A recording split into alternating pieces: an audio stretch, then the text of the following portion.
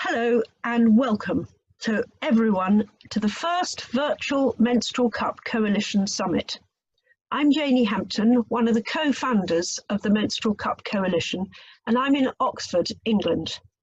We planned to meet up in Nairobi this month, but it had to be cancelled because of the COVID-19 pandemic. As it happens, more people are able to attend than if we'd met in person, and it saved us all a lot in flights and accommodation, and also harmed the environment. Over 80 people have registered from all around the world to join us today. Please make sure your cameras and your sound are turned off. First, an update on the coalition. We have over 40 member organisations working almost all around the world, from Australia to Zimbabwe. Our website is constantly updated with the latest scientific information on menstrual cups, and we hope it's the go-to place for anyone interested in them. So the agenda is now being put on the chat box if you would like to look at it. Today we have 10 speakers and 3 videos to show you, spanning the world from Canada in the west to India in the east. There are talks by individuals representing their organisations. And the Menstrual Cup Coalition doesn't necessarily endorse every opinion. And the coalition does not promote any particular brand of cup. We'll be recording the summit so that we can draft a report for the website, which will include links to relevant websites and articles. This summit is planned to last about 90 minutes, and halfway through we'll have a 5-minute break. We've never done this before, so please be patient if we have any problems with internet connections. Please feel free to raise questions in the question box at the bottom of your screen, and we'll answer them all at the end of the talks. This summit is about menstrual cups and periods, the blood that comes out of people's vaginas every month that causes so much shame and embarrassment. So put aside your shame, thank you for attending, and we hope that you find this useful. We shall start with Rollo Kaduri, Head of Reproductive Health Practice for Mannion Daniels, who are based in Britain, Cyprus, Kenya, and Nigeria. This time last year, we met Mannion Daniels at the Women Deliver conference in Vancouver. Now, Rollo Kaduri, who is in England, will tell us about how and why Mannion Daniels support the Menstrual Cup Coalition. Rollo, over to you.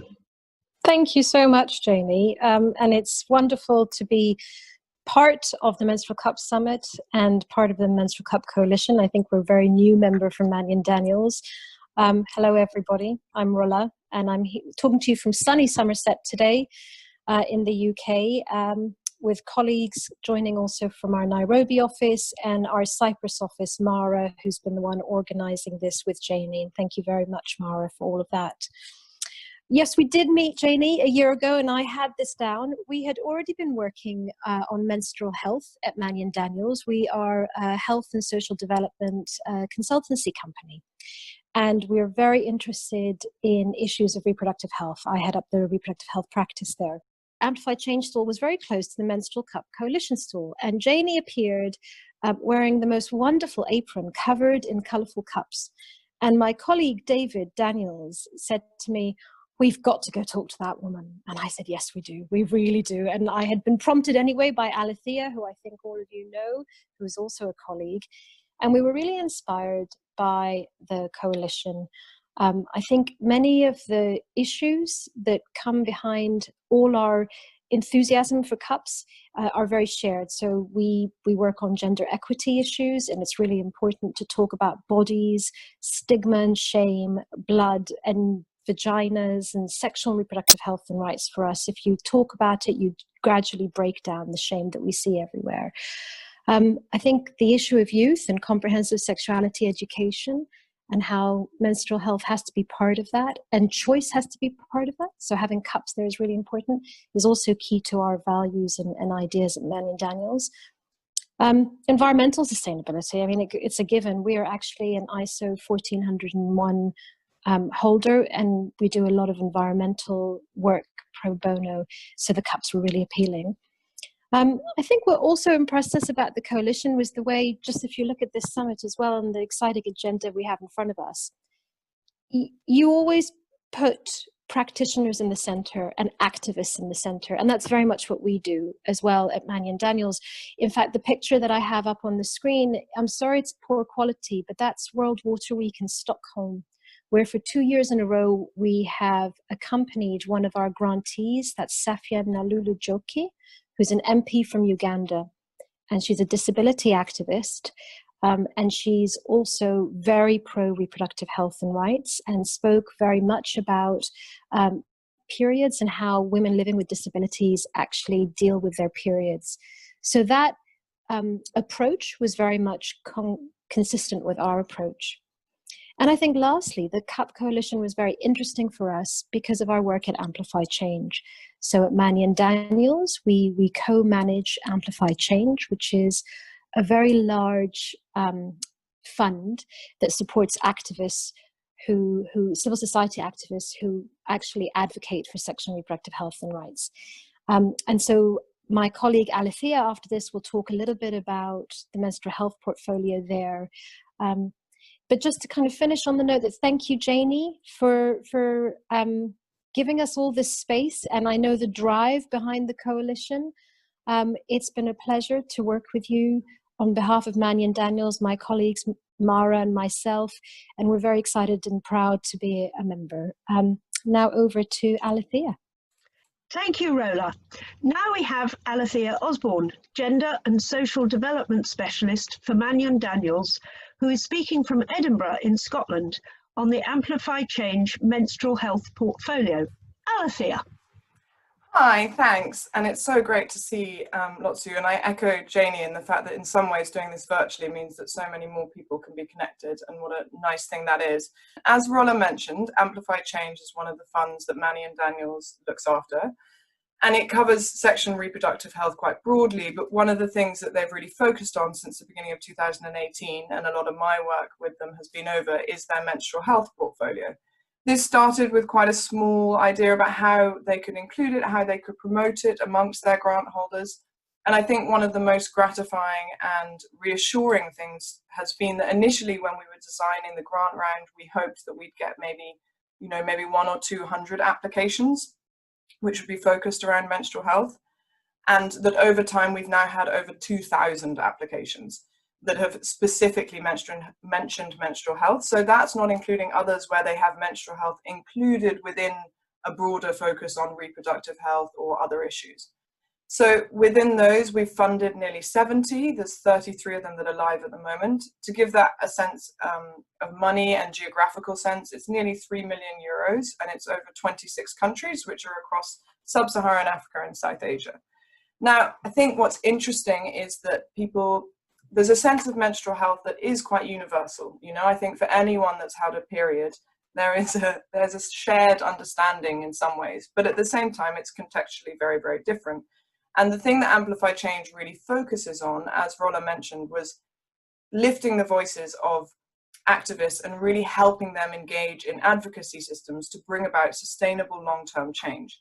So the majority of these grants are quite small and quite short-term. They're often even only 1 year and about 40,000 euros. But so the idea is not that they're going to be the fix. It's the fact that they're going to start that conversation a lot of the time. And the way I sort of think of menstrual health is you have the software and you have the hardware. And I'm aware for most of you, this is, you're aware, but maybe it's worth quickly repeating. And just to give examples within the things that we've supported. So when we think about advocacy for the software, it's in things like including that menstrual health is on curriculums. It's including that teachers know then actually how to teach that they feel comfortable talking about the topic, that they can answer questions. It's ensuring that when new buildings are being built, that the toilets aren't just girl-friendly, they're period-friendly. And that going through into communities where perhaps people aren't in school, is that conversation happening? How can we break down stigma? How can we connect and include range of stakeholders, tribal leaders, religious leaders, men and boys, so we're really trying to support those grassroots organizations And the other side of that is, as we know with menstrual health, and why particularly in the CUP Coalition we're all very aware, is the sort of hardware element. So that's product choice, that's disposal systems, that's toilets. And again, Amplify Change will never fund programs to build those things directly. It's more to do with making people have the power and the voice to get those accountable to provide them themselves. So whether that's local governments, that's schools, that's workplaces, what it might be. So to just give a quick example of some of the range, and honestly, there are so many, and I could go on, but Janie's strict with the timing, so I won't. To give an example, we have Bangladesh. We have a small advocacy project there where they're working with local authorities to make sure that when they're designing toilets and water facilities, as I say, they're not just girl friendly, they're period friendly, and they also account for people with disabilities and their needs. In South Sudan, we've got a project which is really small, grassroots, in communities where a lot of people haven't really managed to go to school because of not being able to reach or because of conflict and displacement. And it's having those really small community dialogue conversations, trying to, as Roland mentioned, break down those taboos. It's really, we hope, the start of bigger things. And then another example, which I think is interesting, is in Angola. There's a project there that's supporting teacher training colleges, because as I mentioned, you can have the best curriculum, you can have the best information. If you're not comfortable talking about it and answering questions on it, it doesn't necessarily work. As we know, Janie can walk around with her cups, and that sets a tone of the fact that we are able to ask questions. So it's trying to equip teachers with that skill. I would say, though, that one of the things that we're really trying to push for is to go beyond. There was initial huge amount of interest, and understandably so, in adolescent girls and schools, and over half of the applications we've ever had focus on that. But as far as I'm aware, I didn't stop having a period when I left school. It's still something that goes on in life. It's still something that needs to be talked about. So up to this point, though, less than 1% of our applications has focused on menopause or fertility, despite us actually mentioning it in our call for grantees. So that's something we're still trying to build up a bit and get more data and understanding of. We're also trying to push beyond just the school setting, think about workplaces, individuals who are out of school. We have a few small grants that work in displaced or marginalized refugee settings. There's one that works in prisons, but trying to be aware of the fact that we're reaching the biggest audience and often the hardest to reach. And then, as Roland mentioned, the sustainability aspect. That's both in the terms of the fact that a lot of these grants are short-term, and that comes with their own issues. And so it's how do you ensure that those grants are still in a position to start the conversation, whether that's strengthening the organization's ability to carry that on, but also it does include a conversation around products, which is obviously partly why we're attached to the CUP Coalition. And we would never tell a grantee exactly what product they must be using, but it's making sure that choice and conversation is there. It's making sure that they're aware. Have they thought about the fact that, yes, you can give a pad to a girl today, what does she do next month, let alone in 5 years' time? And ensuring that that also goes through to disposal and waste systems. So there's lots more I could touch on, and I'm very happy to take questions later on, but I'll just leave it there for now and hope that that was a helpful overview of some of Amplify Change's menstrual health work, at least. Okay, thanks. Thank you, Alicia. That was fascinating. Next, we have a new film called Ayanda's Periods, directed and edited by award-winning filmmaker Lauren Anders Brown. Lauren is currently in Bermuda, where she went for a weekend just before lockdown and has since got married there. She edited this film while on her extended honeymoon. I'm Ayanda Dlamini. I'm 23 years old. I live in Swaziland, which is now, we call it Eswatini. And I live in a small village called Bagenkosi. Sanitary pads have different sizes. So when I don't have money, I usually buy the small one because it's much cheap. And then the small one is not good because when I bleed a lot, I can bloat myself. So it gives me a worry because I even be worried when I'm in a kumbi and then put that small pad, and then I'd be worried to stand up because you can see when you stand up, you can see maybe I bloated myself, and then the other people will just be discriminating me because some of them, they just know my status.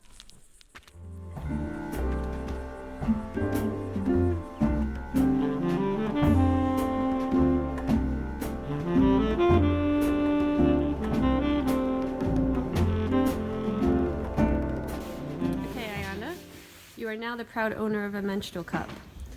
When do you think the menstrual cup was created? Oh, How old do you think it is? I don't know. I think 6 months ago. Okay. What would you say if I told you it was made in the 1930s? No ways! 1930s! And we've been waiting this long for it to actually be properly educated and distributed to us. No ways. I just learned about it 2 days ago. No ways. That's so bad, and I feel ashamed of myself. I will be using this for a long time ago, and now I'm just no. Why we need more access and education when it comes to menstruation. We really need more access. We really need more access and education about menstruation and everything. Oh, I'm just ashamed of myself, knowing it's from 90. No ways. No shame. I'm ashamed. No shame. I am ashamed.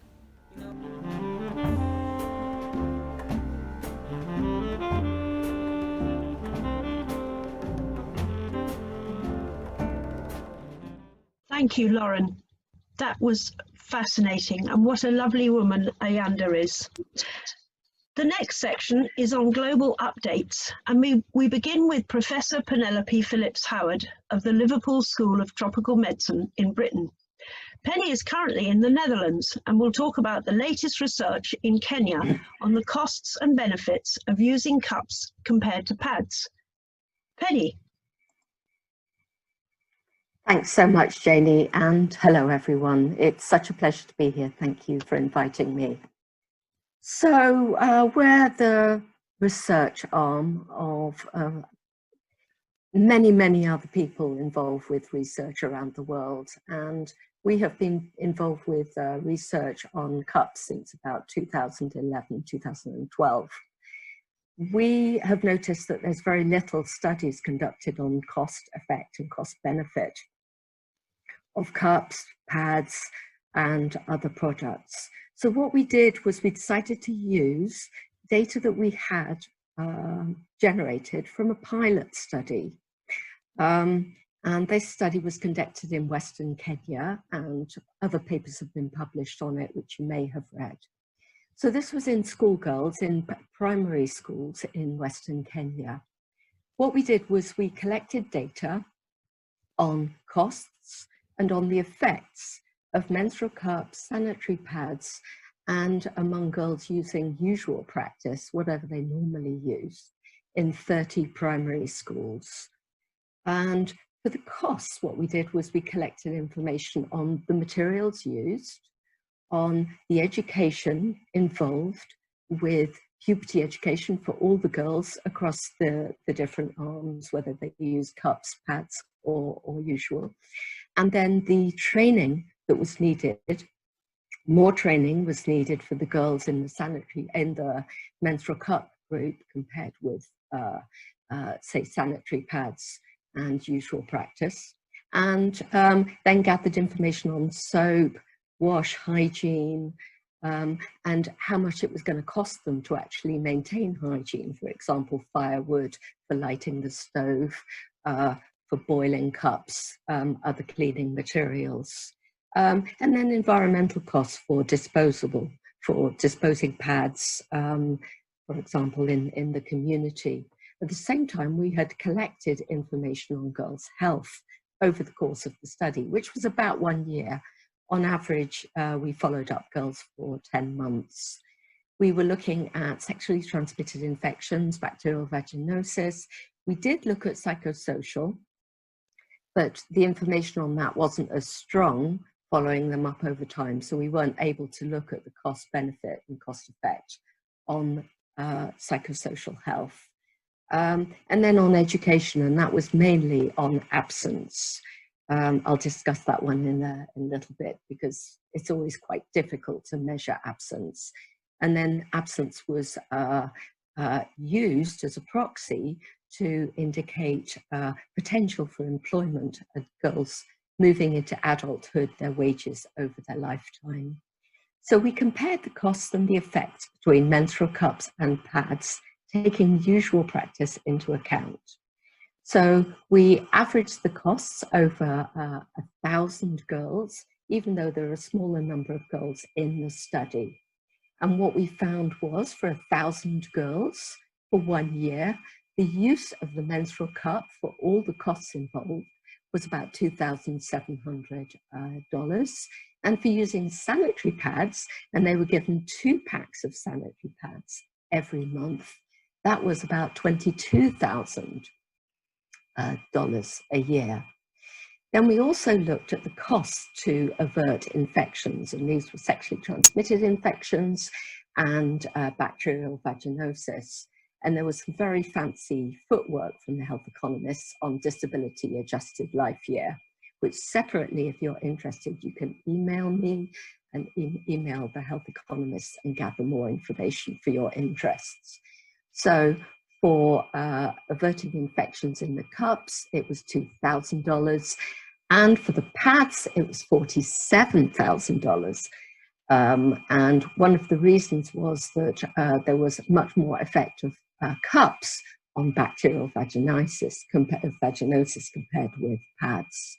And then we looked at the absence data, and we were only able to evaluate absence in the sanitary pad group. One of the reasons being was that people immediately use pads, whereas the cups takes a few months to get used to, and therefore the absence data on girls using cups wasn't as forthcoming as that in sanitary pads. So the conclusions from our study was this was very much a first attempt. The health economists used very fancy calculations. Those calculations are very robust. So the data from the field were the least robust data, and the actual statistical analysis was very robust. So we're looking forward to using our trial data as we move forward over time, and opening up the opportunity for other people to use their data to do more analyses on different projects. The cups were more cost effective than the pads, as you can see from the above data. But exploring data around absence and then extrapolating this to employment and to wages over 40 years skewed the data in favor of pads in relation to employment and wages.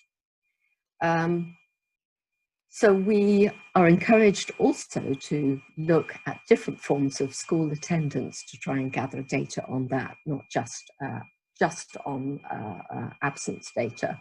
So there are many limitations to our study. We're very aware of that. It was a small pilot sample. It was in primary school girls. It was limited to a short follow-up. So some girls were only followed for a very short time, only just got used to the cups. And with that slow uptake of cups, it was disadvantaged compared with sanitary pad use. Again, as I said, we extrapolated absence to actual lost schooling and then used that for the employment calculations. And then we weren't able to use our psychosocial data, and we would like to move forward and do that on other studies and link up with you all to see how we could further doing cost effectiveness and cost benefit studies. So it was a joy to work with the health economists, and it was a fast learning curve for all of us. And it just goes to show that you're never too old to learn new tricks. And we're really excited to move forward with all of you on expanding this work. Thank you. Thank you, Penny. That was fascinating, and I'm sure that you're going to build on those really positive results with your high level of research and analysis. Thanks. Next, we have Jennifer Rubley, who is the Research and Monitoring and Evaluation Coordinator for FEM International, who works in Tanzania. She's in Canada today, and we'll talk about how important country rules are for successful menstrual cup projects. Jennifer. Thank you, Janie.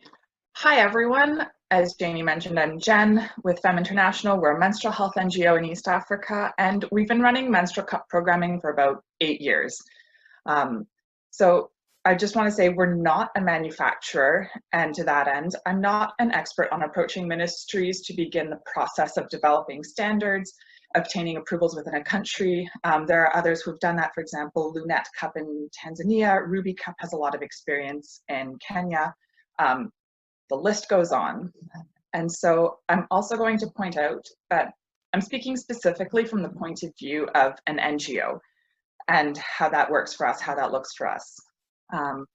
There's a little bit of a researcher's perspective as well, although we just heard from Penny, so not even going to try to top that in any way, shape, or form. So when I talk about standards and approvals, I mean very much a national board or committee. For example, in the States you have the FDA, that has become a fairly global benchmark, or in Tanzania you have the Food and Drug Authority. And basically this is a board that sets product and safety requirements, such as thickness of the material, the type or grade of material, volume, that sort of thing. Some governments are very happy to take recommendations from other governments and previously existing standards, whilst other countries want to go it on their own from scratch. Regardless of that, they typically all want research and data, preferably from their own country, which becomes problematic, on feasibility, safety, acceptability, these sorts of things. And that can be very tricky because whilst there is some incredible research out there, hello Penny, there are very few countries represented, unfortunately. So once those national standards have been set, typically each new company needs to go through the process on their own for its products of getting that little stamp to say, yay, we've passed, this is exciting. In some countries, that's quite easy once the first cup has gone through, whilst in others, it becomes even more of a process despite there actually being the systems in place. As an NGO who's not making a profit or selling or anything, in most countries you can actually legally import cups even if the country has never heard of them or doesn't have standards. You get a letter or a certificate or something like that from both local government and the manufacturer. And this is what FEM did for years with no problems in both Kenya and Tanzania. If you're looking to sell, obviously that's a completely different process. And there are a few cup manufacturers on here, so talk to them. It's also important to emphasize that each country is very different, and to do your research and find out how it works in your country of operation. There may or may not be taxes, customs, other quote unquote types of payments involved, which depending on the NGO or the project may or may not actually be feasible in terms of the finances involved, the hassle, the time commitment, etc. For example, in Tanzania, setting standards has made it very, pretty much impossible to import cups that have not already gone through the long and tedious process of obtaining approvals. So for Tanzania, we now only work with the cup companies that have gotten that approval in Tanzania. For research, you can typically get a special import type of permit once you have ethics approval, but that's a whole different topic. The biggest emphasis and the most important thing when doing anything with cups is to do it right. And I cannot emphasize this enough. And what I mean by that is going with the country rules and regulations. So whether it's introducing cups to a country for the first time, working with cups in a country that's familiar and has standards in place, if you don't take the time and effort and do your due diligence, find out what's already going on, who's already working with cups, what has already been done, what is not known, what do people want. If you don't take the time to go through those processes, what happens is it jeopardizes cups for everyone else. So what this means is very much going through the legal and government channels, whatever those may be, getting approvals, paying taxes, setting standards, reporting, stakeholder involvement and engagement, especially government stakeholder, but also health, community and religious leaders, research and feedback, all of these things.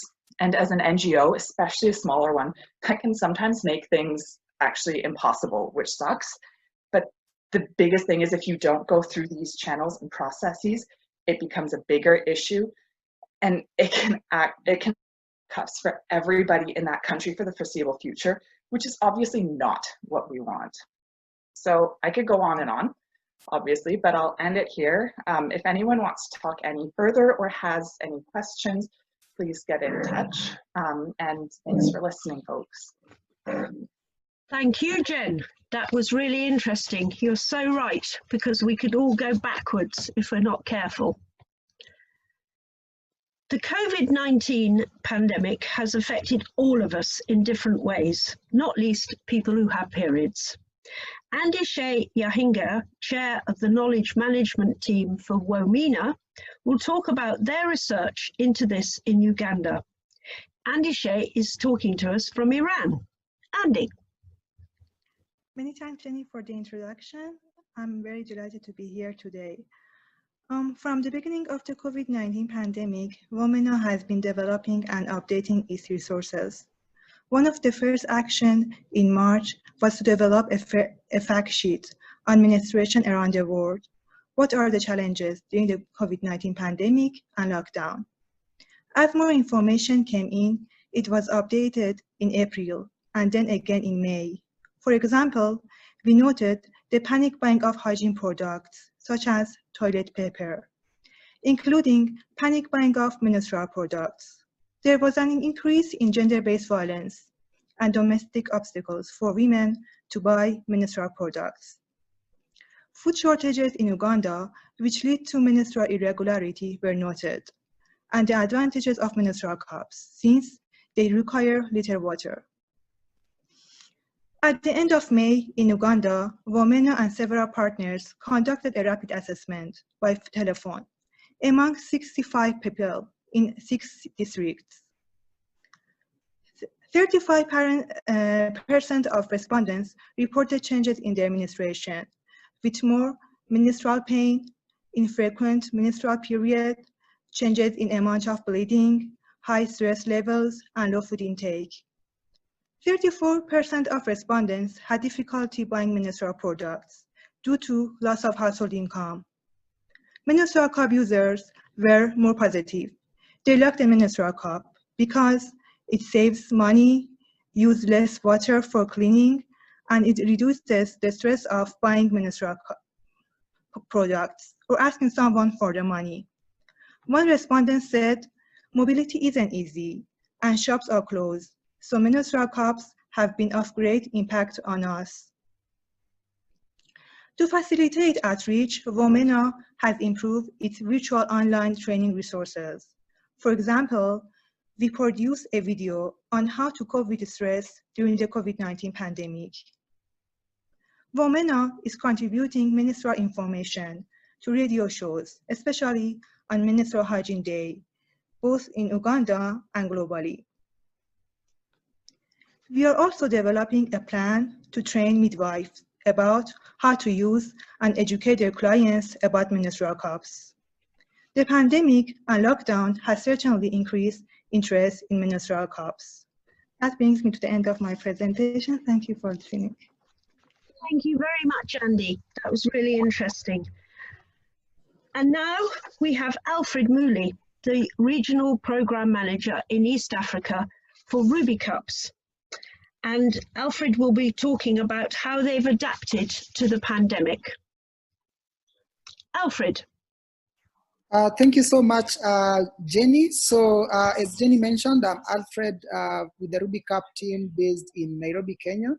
Ruby Cup is a menstrual cup company with an inbuilt buy one promise on every cup we sell. So what that ideally means is that for every cup we sell, we donate that to someone in need. And we do this through partners. We currently have 22 partners spread across 12 countries in 3 continents.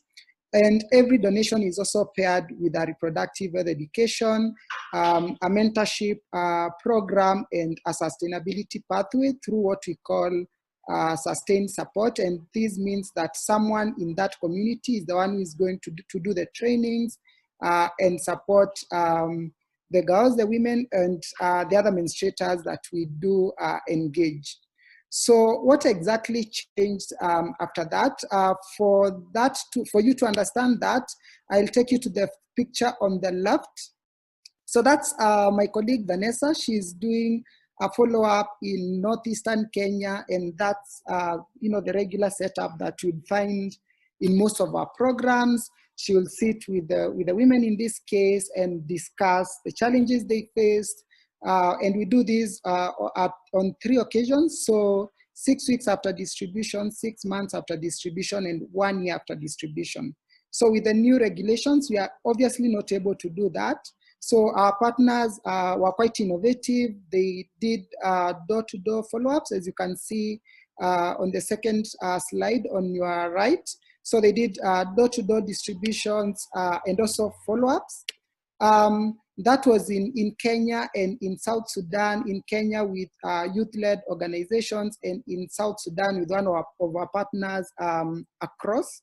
The other thing we then did was we changed a little bit our target group, because then COVID also brings new groups of people that become again vulnerable because of that, whether it's the low income groups who have lost jobs, or their incomes has reduced, or even in our case, health workers.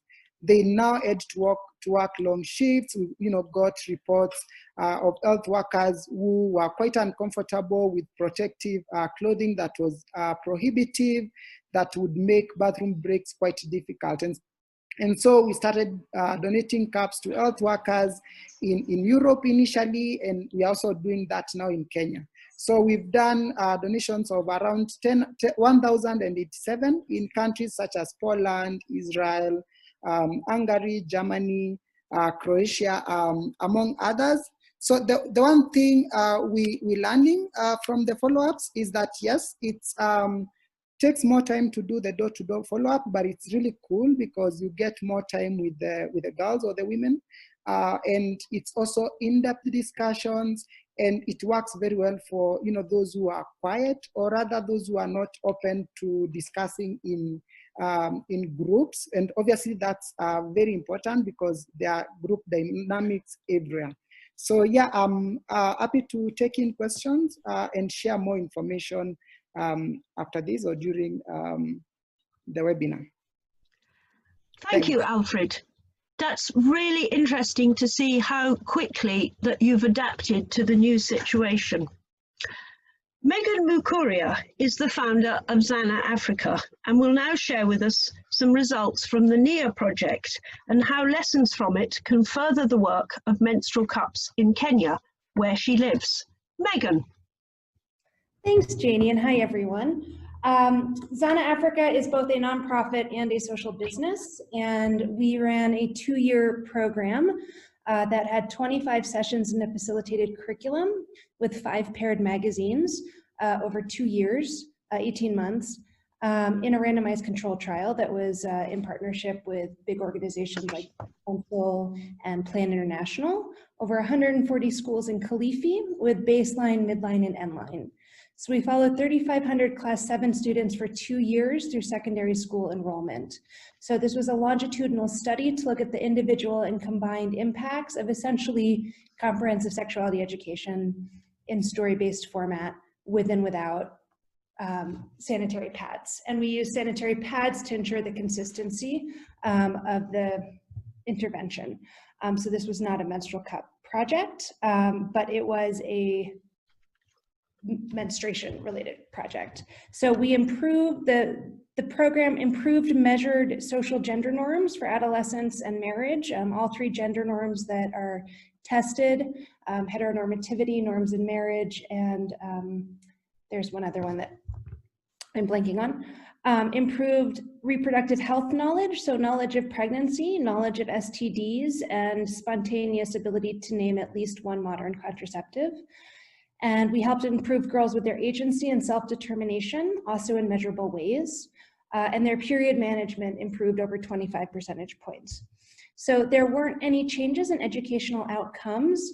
So attendance, performance, or attending secondary school, 65% of students who could not attend secondary school said that just a lack of school fees was the #1 problem. for students. So there are some exciting applications for this. It's a program, it's a curriculum that can be scaled through any organizations working with teens, including a really great way to give full health rights and comprehensive sexuality education to girls in a way that resonates deeply with conservative communities in different ways. These were very accepted by both conservative Muslim and conservative Christian communities on the coast in Kenya. And as CUPS can take some time to for students to get used to it or adults to get used to it, the 25 sessions can be in 6 months or 18 months accordingly. So we're scaling now through different entities. And if anybody's interested in that, we'd be delighted to do a trainers of trainers. There's a lot of government traction as well. The Teachers Service Commission, which is the teachers union, is very interested in the program and in the ability it had to help teachers themselves overcome menstrual stigma and other challenges of being able to talk in a rights-based framework with girls and work through issues themselves, including domestic violence. And the Office of the President wants to include it in the new government curriculum. So Manny and Daniels, I'll be very interested to talk to you all about the Angola teacher training colleges that you're doing.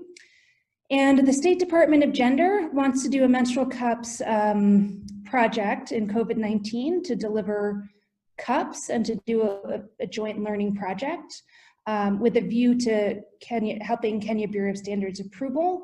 As was noted earlier, it's very difficult often to have commercial sales standards for cups across the continent, but here in Kenya too, which is a key barrier to uptake. Our focus is always on large scale, which includes scaling dignity through choice through the market.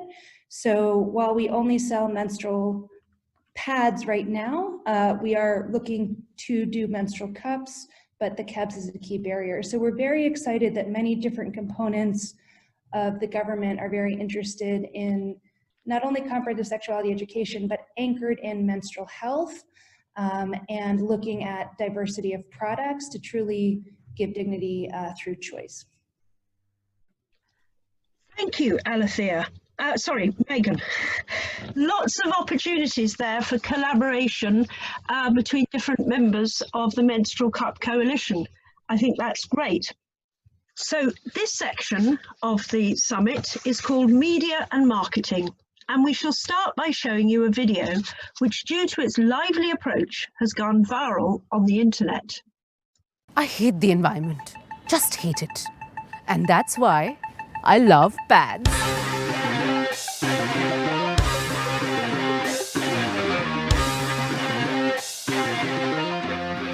Because I just love the feeling of blood gushing down when I get up from my seat.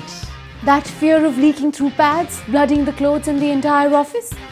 Lovely. Choosing what to wear becomes so simple. Half of my wardrobe? I can't even consider. Exercise, swimming, trips, parties, all that. Good life stuff. Pads give you the perfect excuse to skip all of that. Those trips to the judging chemist every month. Paying that woman's tax for 40 rashy years. Fuck it. I hate pads. Uncomfortable, irritating, unhygienic, costly, life-limiting, rash-causing, leaky and sleep-stealy pads. And that's why the first world doesn't use them, but we still do. Why? Habit. Mothers, their habits, and then some more lame, unfounded excuses. So either we torture ourselves for 40 years of these bloody pads and their glossy ads, or we put a period to such a period life. Stop being down with pads and start being done with them. Rise up with the Sirona Cup. Yes, the same company that got us Peabody now brings us their menstrual cup, making our periods feel like... what period?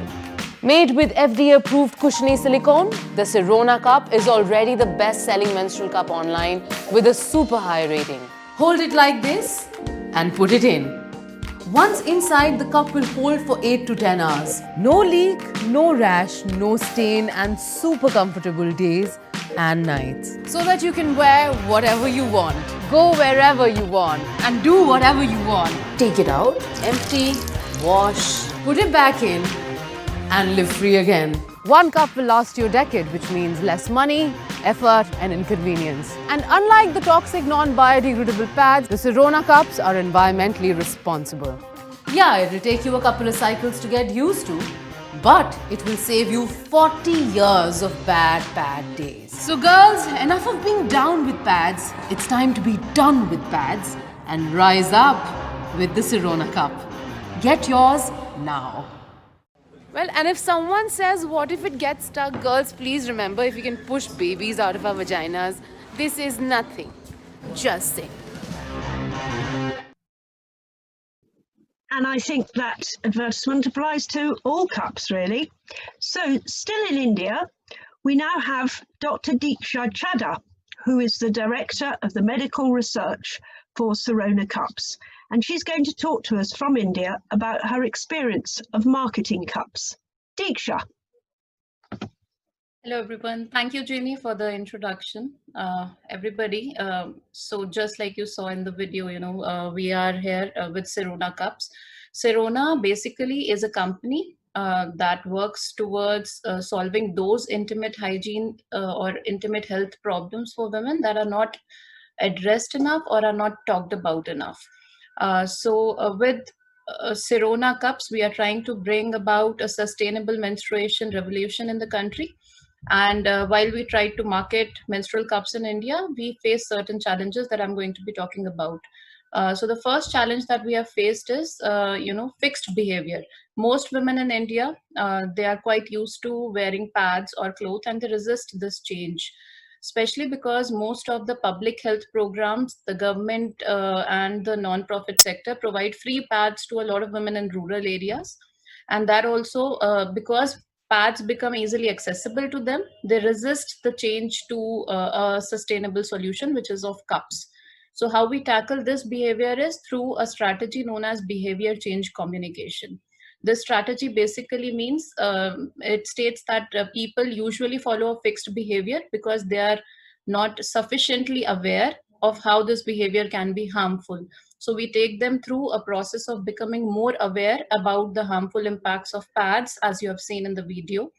And once they become concerned about both the cost effect of having to buy pads, the rashes that they cause, the environmental damage that they cause, they are more open to trial of a new behavior, which is using a menstrual cup. And we also give them an environment which helps them in adopting to these cups by using various training techniques, certain training methods, our community partners who follow up with women who are now suddenly making the switch from pad or cloth to cups, so that if they have any issues or problems, we try to troubleshoot these issues. And once these issues are solved for them, they usually adopt this new behavior and retain this new behavior. And not just that, they even begin to advocate cups to other women. So they become spokeswomen for changing this behavior themselves.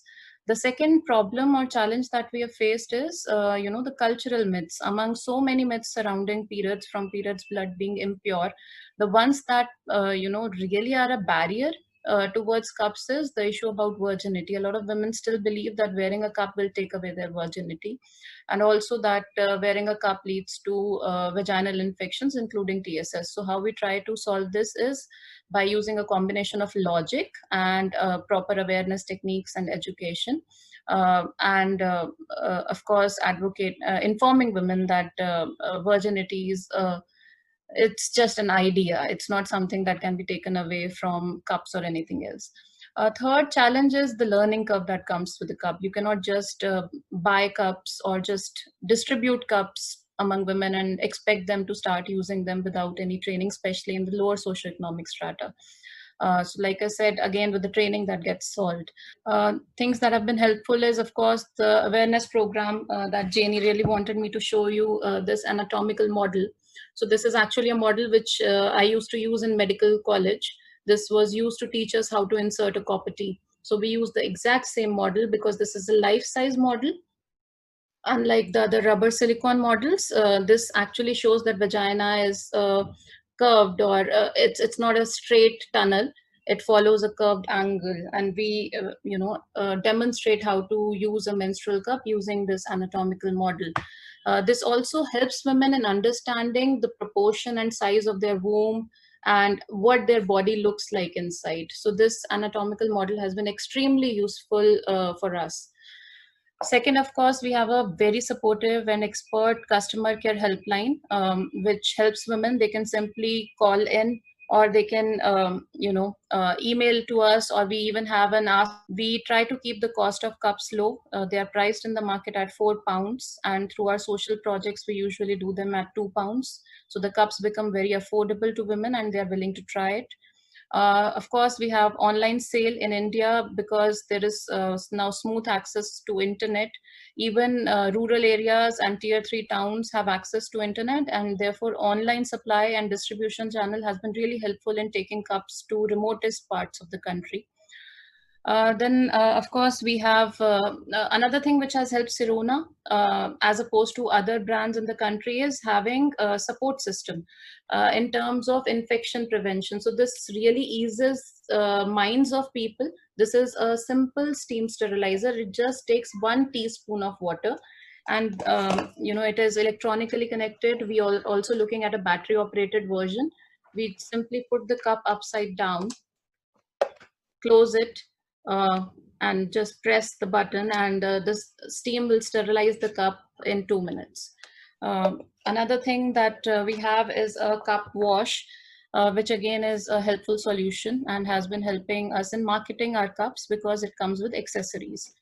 The way forward that we see in India is, of course, nothing can happen without involvement of government and policy change. Therefore, we have been working with government stakeholders to try to include menstrual cup in the menstrual health basket and making cups freely available in schools and communities. We are also conducting training sessions for health workers, including doctors. A lot of doctors in India are also not aware about menstrual cups. So we recently held a green menstruation drive in which 8,000 doctors took an oath that they will convert to menstrual cups this year. We are also trying to increase the reach of our training programs, especially with the COVID. Initially, we could not conduct any programs in the first month, but now, again, using the same online channels and our apps, we are now taking our training to the remotest parts of the country and also across the border. So that's it from me, Janie. I hope this was helpful, and sorry for crossing the time. Thank you very much, Diksha. That was fascinating. 8,000 doctors converted is amazing. Think of all the patients that they have.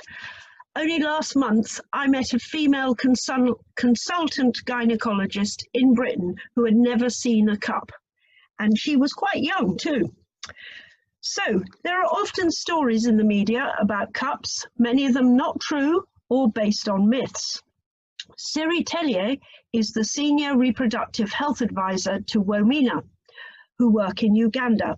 Siri is going to tell us about their work from her home in Denmark. Siri. Thank you very much, Janie. Thank you for inviting us. And indeed, as you were saying, menstrual cups seem to generate a lot of excitement in the media headlines. And for example, you will have headlines that more or less say that menstrual cups cause toxic shock syndrome, that they cause your IUD to fall out, they cause your uterus to fall out, they cause your hymen to shatter, as many of you have also been talking about. And in my experience over the last few years, many of these headlines, it's not just a one time, they come up repeatedly. It's the same stories. Sometimes they fall asleep for a while, but then they wake up again. And some are anecdotal, nothing wrong with anecdotes, by the way, but quite a number of them are based on exaggerating or misinterpreting academic articles. So what should we do? So as always, no one size fits all, as it were. In Womena, our first priority is not to counter media. It's that we take the everyday safety of our beneficiaries very seriously. That is one reason we emphasize being evidence-based. So we don't just dismiss scary headlines offhand as myths. I don't like to use the word myths, but assess them, especially if they claim to be science-based. And we try to see them actually as in a positive way as a kind of quality control and useful information on people's concerns rather than stupid media. And one of the things that depends on a lot, of course, is the time period, the time available. So if you have a couple of years, the best solution is to have an academic review, like the ones that, I mean, the extremely useful ones that Penny is putting out. But you don't always have that much time. So then if you have a medium term, in terms of months, for example, what we put out are actually what we call frequently asked questions. I don't even like to use the word fact sheets because fact sounds a little bit arrogant that you have the facts. It's more like questions that are being asked. And so we actually have been reviewing them internally. We have medical advisors, we have survey advisors, and recently, very nicely, we also have reviews by the coalition, people from the coalition, including Penny and including Janie. We're very happy to have that. And so they are peer-reviewed in the sort of quotation marks, and they go up on the coalition website. The coalition asked us to put them up there a year and a half ago, so it's up there. So please check them out, and I'll put later on in the chat what the website is. But what about short term, in days?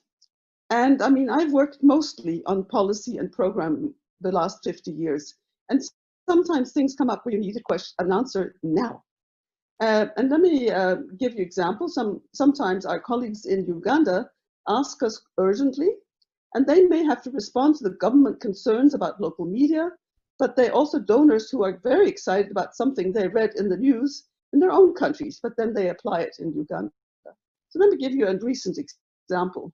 Several years ago, Womena's president asked us to assess the frequent statements in mostly first world media that using a menstrual cup will make your IUCD fall out. So we produced our first FAQ, and our findings were, number one, yes, actually, IUDs do fall out. But the thing is that they do so even if you're not wearing a cup. That's a good thing to know.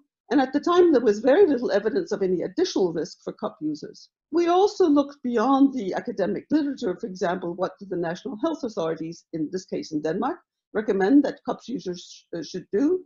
And they say they should be cautioned about how to use a cup, but did not suggest to stop using them. And then a month ago, we saw a posting on a blog, actually in Britain, I think it comes from Britain, Menstrual Cup, a network by a British woman whose doctor said she must stop using the cup now, since she was using an IUD, and it would make a new study had come up that showed it would make her IUD fall out.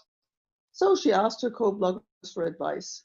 So Andy, who just spoke to you earlier on, found the article, which turned out to be only an abstract. I was surprised by that you can actually base it on an abstract. Andy wrote the authors who said the full article had not yet been completed, and the abstract confirmed that IUDs do fall out by themselves, but it actually found a somewhat elevated risk for cup users, so that's important for us to know. It adds to the evidence base. It did not suggest, however, that women should stop using cups, just that they should be cautioned, so much the same that we had found. So we posted our FAQ on the blog along with our own findings.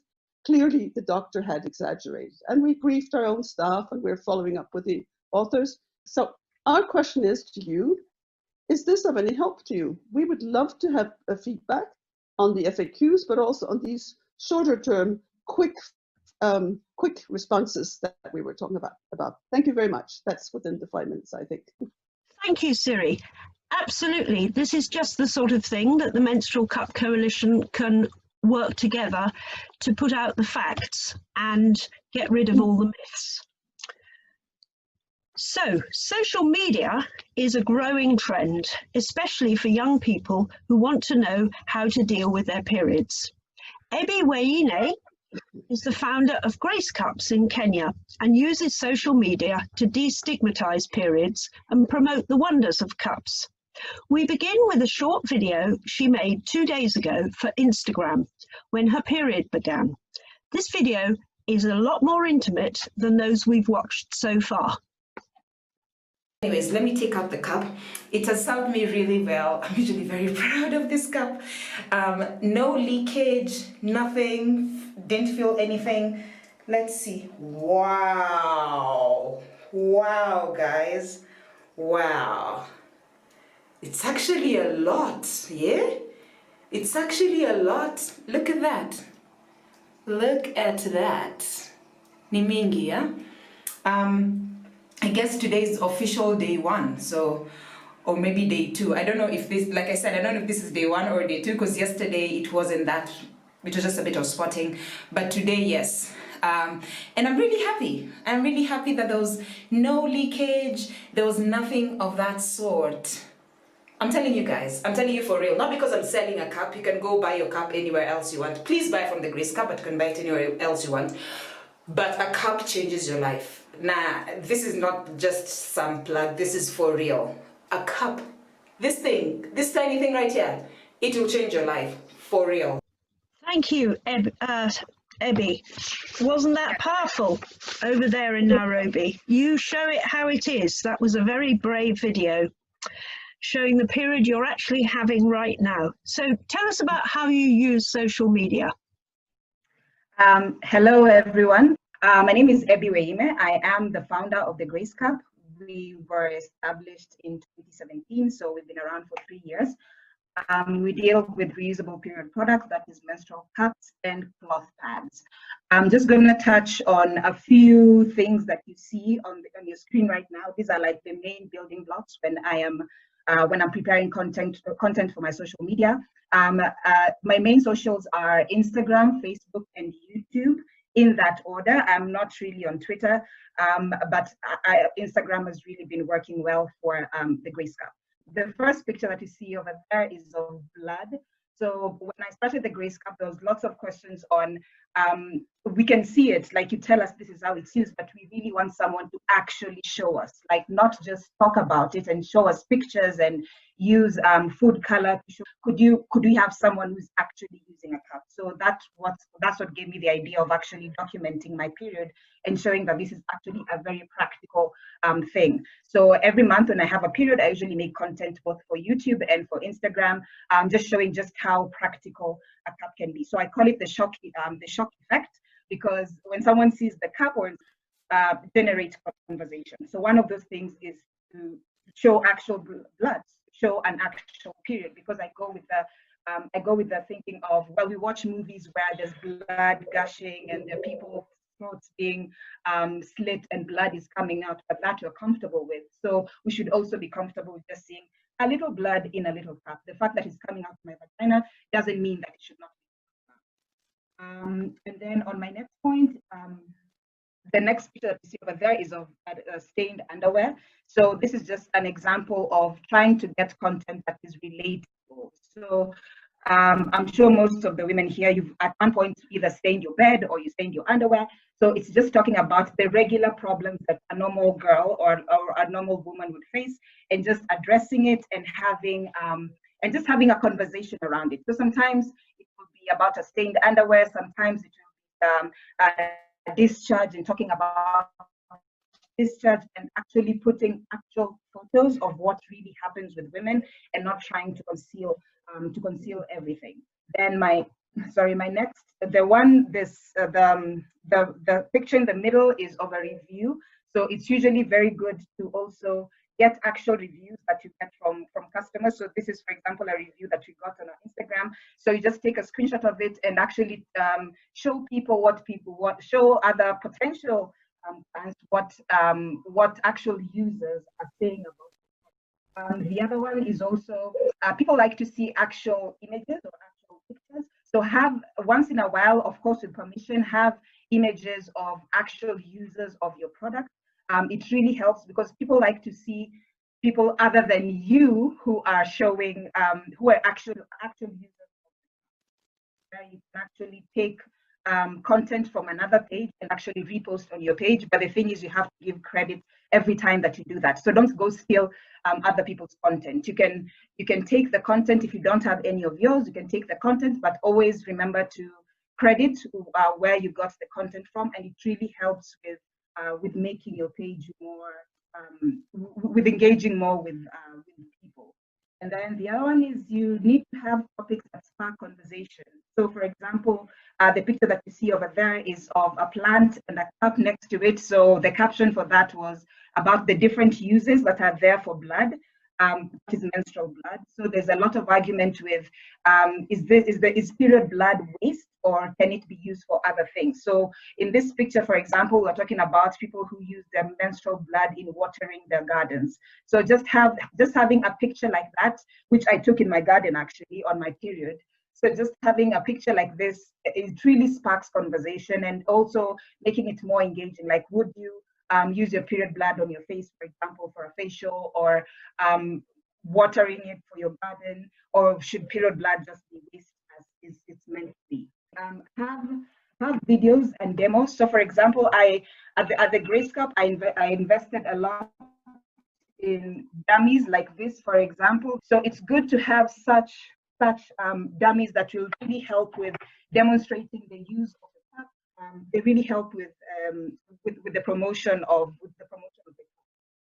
Posting alone is good, but it doesn't really help unless you actually pay for them. So it's good to actually invest in that. And in conclusion, I would want to say, remember, you're not just selling a cup, you're actually changing mindsets. So you're actually an influencer. So don't just go in it thinking I'm selling a cup. Think I am changing a mindset. Thank you very much. And I'd really love to connect with all of you after this. Thank you, Abby. So that concludes our talks and videos. I'm sure you will agree that there's a lot of amazing work going on around the world, with great people working together and the potential for even more collaboration. We hope this summit will encourage you all to talk to each other and collaborate on more exciting menstrual cup projects. Do feel free to do it directly or through the Menstrual Cup Coalition website.